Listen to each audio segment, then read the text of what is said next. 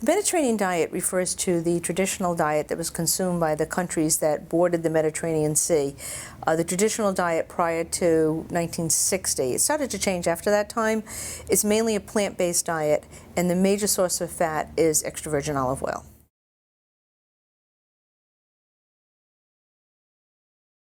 When you look at blood lipids, what's important is the level of LDL, but also HDL. So when you look at studies using extra virgin olive oil, when it's compared to vegetable oils, LDL doesn't always go down. And that's not a bad thing, because the level of LDL in the blood does not determine if one gets heart disease. What will determine it is the health of the LDL particle.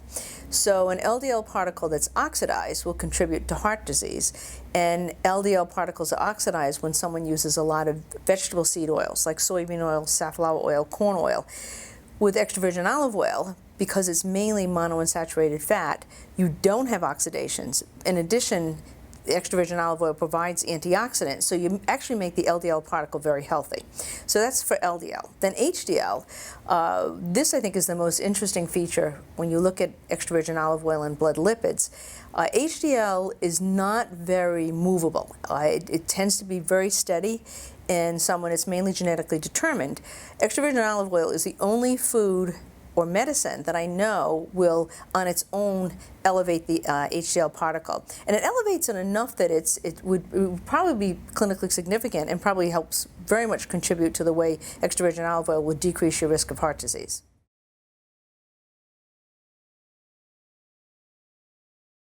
Yes, those studies have actually been in the literature for almost 15 or so years.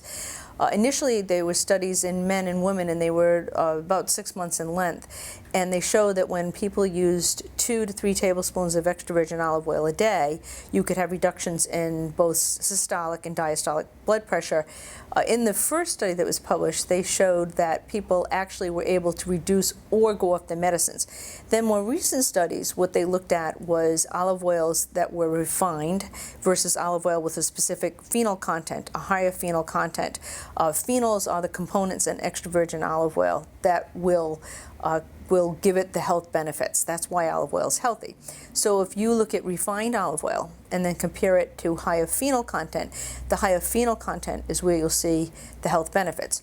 This is where I think more work needs to be done, because some studies show that there's a reduction in systolic blood pressure, and most of them show that, but then other ones also show a reduction in diastolic blood pressure, and you're less likely to see improvements in diastolic blood pressure in most studies that look at diet and blood pressure. So that, I think, is a really interesting area of extra virgin olive oil.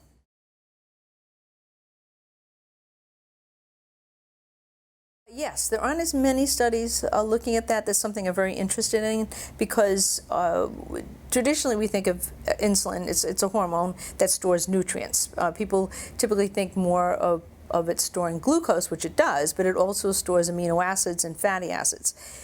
So when someone's insulin isn't working very well, they become a type 2 diabetic, and that is obviously a problem, but also higher levels of insulin have been related to heart disease and a number of cancers. And that is something I think that gets missed. So if your blood insulin is increasing, you're becoming a type 2 diabetic, but also you're driving disease in your body. And there are not many studies in this area, but the studies that have been done show that olive oil will reduce blood glucose, but also extra virgin olive oil will make insulin work better. It increases the insulin sensitivity, meaning that you need less insulin to do the job, and that's a very good thing, because you can have a situation where 2 people have the same level of blood glucose, but one person needs a lot more insulin to maintain that level, and so that person with more insulin is going to have more breast cancer, colon cancer, prostate cancer, heart disease. There's a lot more disease related to that higher level.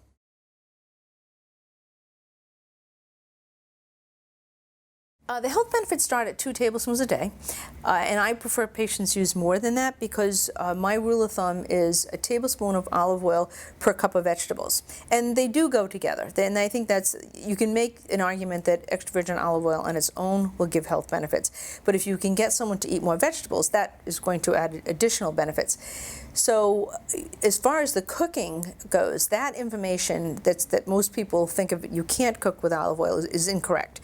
The studies that, when people refer to this, particularly in popular press, the studies brought olive oil to a fry temperature, a boiling fry temperature, and the shortest time that I'm familiar with is 5 hours of reporting out, which nobody cooks it for 5 hours.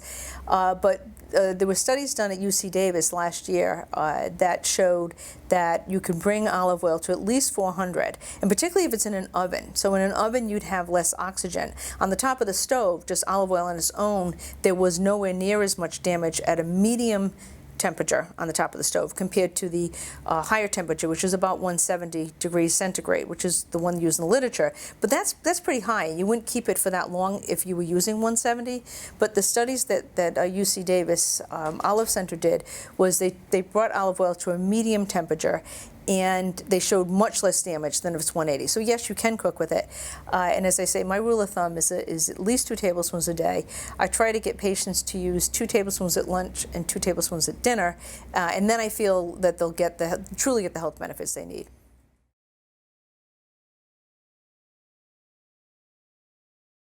Well, when I originally did studies with extra virgin olive oil and weight control, what I was trying to say was you can lose weight with it and you won't gain weight. Well, what I found really early on was patients were saying to me, I am not hungry and I'm losing weight, which is a really interesting concept, because one of the main problems with weight control diets are that people will, because they're hungry, they leave the diet. So if you can have a diet where someone is not hungry and losing weight, that's great. So my first studies were done with women who had invasive breast cancer, and I compared a lower fat diet, which this is about 10 years ago. They were much more popular in the United States than they are now. But I compared a lower fat diet to my diet, which the women were using 4 tablespoons of olive oil a day, and eating less meat products, less poultry, seafood, and meat, more vegetables, starch, and olive oil. And what I wanted to say was they can lose weight on my diet, but then what I had them do was choose either the low-fat diet or my diet for 6 months of follow-up. And I thought I could follow them for 6 months and see if there were additional differences in the diet. Surprisingly to me was that the vast majority of the women chose the olive oil diet for the follow-up. And they were very successful with the weight loss. They kept the weight loss off, and they liked it. They said, it was a diet they could follow. From that, also what came out of it was they said to me, it's very inexpensive to eat this way. And that was not something that I originally thought of, the cost of the diet, because I'm in research. I'm just used to studying diets and not thinking of the economics of it. So I work with a lot of low-income populations in the United States, and I put together a cooking program for people that use food pantries. And the recipes were 2 tablespoons of olive oil, 2 cups of vegetables, and then 3 or 4 ounces of starch. And I said to the folks in the food pantry program, the point of the program was to get them to use these recipes for 2 or 3 main meals a week. And what I wanted to say was that they could use them, they would use them, and that when they did, they spent less money on groceries because they weren't buying meat. And it was very successful. They did spend less on groceries. They had other improvements in the diets. They ate more vegetables. But interestingly, just by changing 2 or 3 dinners, they lost weight. And so from that, I'm now doing other studies where I'll ask people to not use poultry, seafood, or meat for 3 dinners a week, but use the olive oil, the vegetables, and the grain. I'm incorporating it now into my research.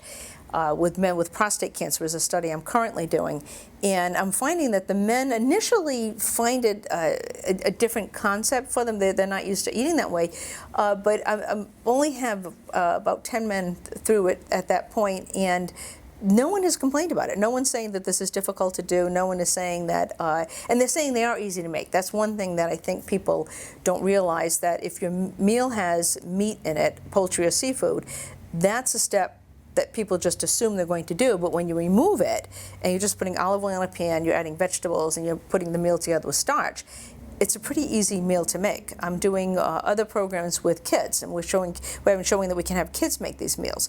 So I'm finding that people will lose weight with it.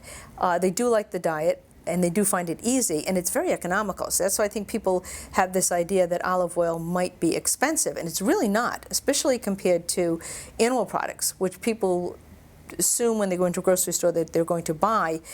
When you tell them not to buy them, that's when they realize, oh, olive oil really isn't that expensive, even if you're using 2 tablespoons per person per meal.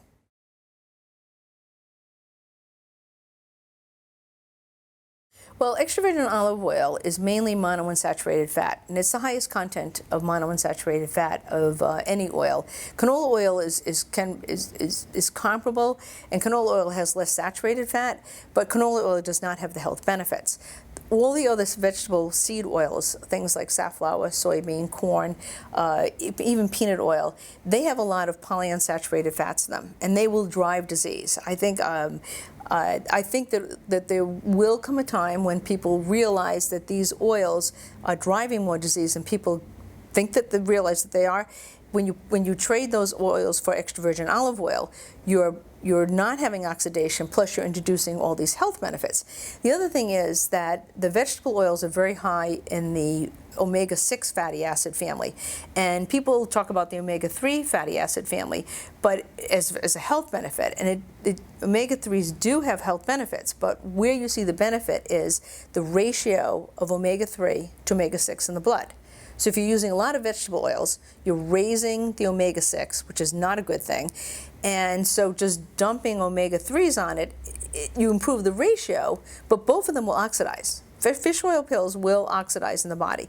So if you're not using vegetable oils and you're using extra virgin olive oil, any omega-3 in your body will provide you with that benefit, and you don't have to worry about the omega-6. So compared to other oils, olive oil is just the health benefits just so far exceed the benefits you see from other oil that you just can't make the comparison.